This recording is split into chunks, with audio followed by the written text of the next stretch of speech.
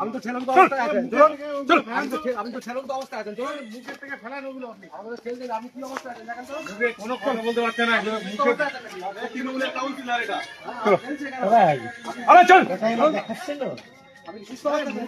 আপনি কি করছিলেন নিয়ে মেয়েদের নিয়ে? আমি কেন মেয়েদের নিয়ে তাহলে ওখানে কি করছিলেন? আমি মেয়েদের সঙ্গে ছিলাম। ঘর থেকে মদের বোতল উদ্ধার হলো।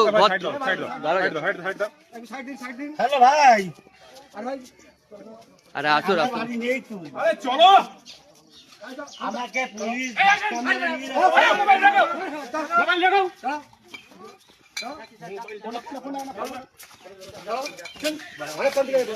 স্যার আমি যাচ্ছি, আমি যাচ্ছি, জানেন আমি যাচ্ছি, আমি তোকে নিয়ে গেলে কি হবে